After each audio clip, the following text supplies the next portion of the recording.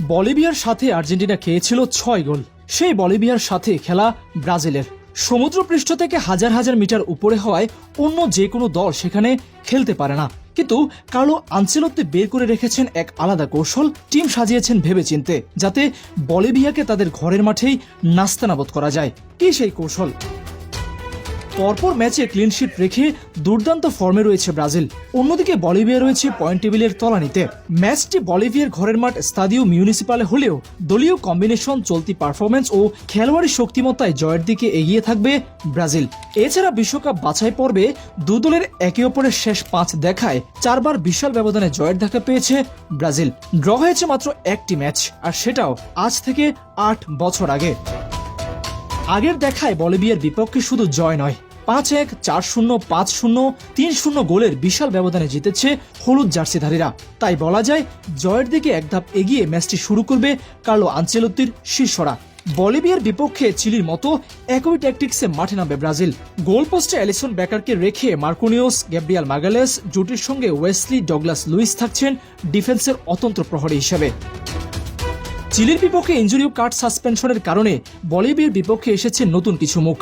Muscle ইনজুরিতে কাইও জর্জের জায়গায় এসেছে আন্দ্রেস পেরেইরা। হলুদ কার্ড জনিত কারণে থাকছেন না ক্যাসিমিরো, যার ফলে ব্রুনো গুইমারেজের সাথে দেখা যেতে পারে তরুণ মিডফিল্ডার আন্দ্রে সান্তোসকে। গতদিন এক ইন্টারভিউতে এই তরুণ ব্রাজিলিয়ান বলেন, আমি ডিফেন্সিভ মিডফিল্ডার হিসেবে খেলতে অধিক পছন্দ করি। ডাবল পিভটে গুইমারেজ সান্তোসকে রেখে অ্যাটাকিং মিডে পাকুয়েতাকে রেখে শেষ ম্যাচে যে ডমিনেন্ট দেখায় ব্রাজিল, সেই ধারাবাহিকতা একাদশের শুরুতেই কিছু পরিবর্তন আনতে পারেন আনচেলত্তি। তবে যেহেতু বিশ্বকাপ নিশ্চিত এবং শেষ ম্যাচ, সেই হিসেবে বাকিদের গেম টাইম দিয়ে বাজিয়ে দেখা উচিত কার্লো আনচেলত্তির। বলিভিয়ার বিপক্ষে আনচেলত্তির এক্সপেরিমেন্টাল স্কোয়াড যেমন হওয়া উচিত। গোলকিপিং ও ডিফেন্সে 4 জনকে ফিক্সড রেখে মিডফিল্ড ও অ্যাটাকে পরিবর্তন করা যেতে পারে।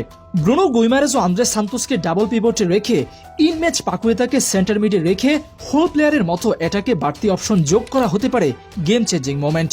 এতে করে একদিকে যেমন মিডফিল্ডে ব্রাজিলের ডমিনেন্স থাকবে, অন্যদিকে মিডে ক্রিয়েটিভিটির অভাব কমবে। পাশাপাশি অ্যাটাকারদের সাথে লিঙ্ক আপে সুবিধা করতে পারবে আনচেলত্তির শিষ্যরা।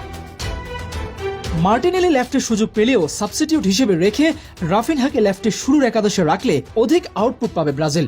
কেননা গত ম্যাচে দেখা যায় রাফিনহাকে বারবার লেফট ফ্ল্যাঙ্কে সুইচ করতে। রাফিনহাকে লেফটে শুরু করে এস্তেভা উইলিয়ামসকে রাইট সাইড দিয়ে ড্রিবলিং চান্স ক্রিয়েট করলে বাড়তি স্পেস পাবে নাম্বার 9 পজিশনে খেলা প্লেয়ার।